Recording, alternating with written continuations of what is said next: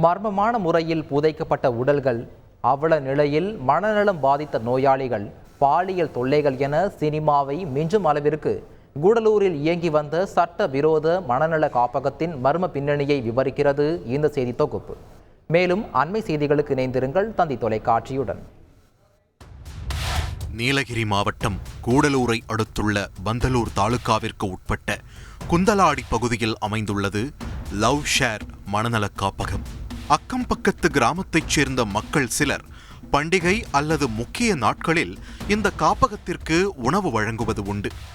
ஆனால் அப்போது அவர்களுக்கு தெரியவில்லை இந்த மனநல காப்பகத்தின் பின் உள்ள மர்மம். காஃபி மற்றும் பாக்கு தோட்டங்களுக்கு நடுவே செயல்பட்டு வந்த இந்த காப்பகத்தை தன்னை மருத்துவர் என அடையாளப்படுத்திக் கொள்ளும் அகஸ்டின் என்பவர் 23 வருடங்களாக நடத்தி வருகிறார். இந்நிலையில் அகஸ்டின் நடத்தி வரும் காப்பகத்தில் அத்துமீறல்கள் நடப்பதாக வந்த புகாரின் பேரில் அதிகாரிகள் சோதனை நடத்திய போதுதான் அங்கே நடந்த அத்தனை சம்பவமும் வெளிச்சத்திற்கு வந்தது. காப்பகத்தில் அனுமதிக்கப்பட்ட மனநல நோயாளிகள் குறித்த தகவல்கள், ஆவணங்கள் எங்கேயும் இல்லை. அங்கு தங்கியிருந்தவர்களை அடையாளம் காணுவதற்கு கூட போதிய விவரங்கள் இல்லை. இப்படி 23 வருடங்கள் அனுமதியே இல்லாமல் இயங்கி வந்த காப்பகத்தின் நிலையோ காண்போரை கதிகலங்க வைத்தது. இத்தனை கொடூரங்களா, இவ்வளவு அக்கிரமங்களா என அதிர்ச்சியில் இருந்து மீள்வதற்குள் மற்றொரு பகீர் தகவலும் கிடைத்தது. இக்காப்பக உரிமையாளருக்கு சொந்தமான நிலத்தில் காப்பகத்தில் உயிரிழந்தவர்களை புதைத்து வந்ததும் தெரிய வந்துள்ளது.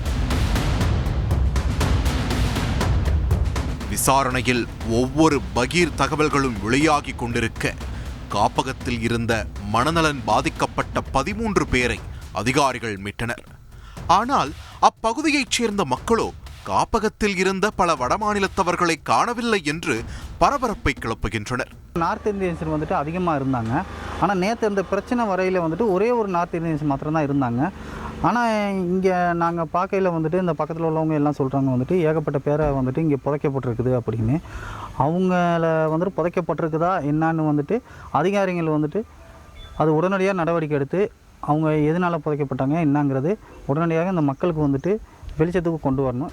இப்படி அடுத்தடுத்த மர்ம முடிச்சுகள் அவிழ்ந்து வர இத்தனை ஆண்டுகளாக இந்த கொடுமைகளை கண்டறியவில்லையா என்று வேதனை தெரிவிக்கின்றனர் சமூக ஆர்வலர்கள். இந்த ஆர்ஃபனேஜை எப்படி 1999 அப்புறம் இத்தனை வருஷம் எப்படி இந்த சின்ன மாவட்டம் நீலகிரி மாவட்டம் இதில் எப்படி கண்டினியூ பண்ண விட்டாங்கிறது ஒரு பயங்கர கேள்வி, ஒரு மக்கள் மத்தியில் பயங்கர கேள்வியும் ஏற்படுத்தியிருக்குது, வேதனையும் ஏற்படுத்தியிருக்கு.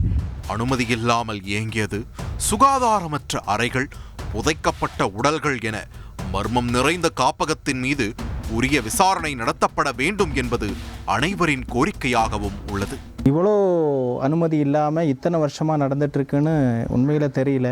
ஆனால் இது நிறைய பேர் மனநோய் பாதிக்கப்பட்டவங்களை எல்லாம் அங்கே தங்கியிருக்காங்க. இன்னும் பார்த்தா நார்த் இந்தியாவிலேருந்து கூட நிறைய பேர் கொண்டு வந்து தங்கியிருக்காங்க. இதில் நிறைய பேர் இறந்து அங்கெல்லாம் புதைச்சிருக்கு அப்படின்னா இவங்க என்ன பிஸ்னஸ் பண்ணிகிட்டு இருந்தது, இது சரியாக நம்ம காவல்துறை மூலமாக பார்க்கணும்.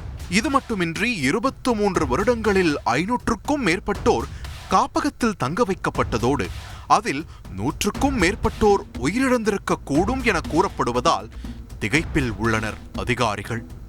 அதே நேரம் இந்த காப்பகத்தை நடத்தி வந்த அகஸ்டின் புதர் என்ற தமிழ் படம் ஒன்றையும் இயக்கி தயாரித்து இருக்கிறார். காப்பகம் குறித்த விவரங்கள் அனைத்தும் இப்போது வரை மர்மமாகவே உள்ளது. இதனிடையே காப்பக உரிமையாளர் அகஸ்டின், அவரது மனைவி கிரேசி, பாதுகாவலர் எலிசபெத் உள்ளிட்டோர் நிலாக்கோட்டை காவல் நிலையத்தில் ஆஜராகி உள்ள நிலையில் விரைவில் அனைத்து மர்மங்களும் வெளிச்சத்திற்கு வரும் என்று தெரிய வருகிறது. தந்தி டிவி செய்திகளுக்காக கூடலூரில் இருந்து செய்தியாளர் சுரேஷ்.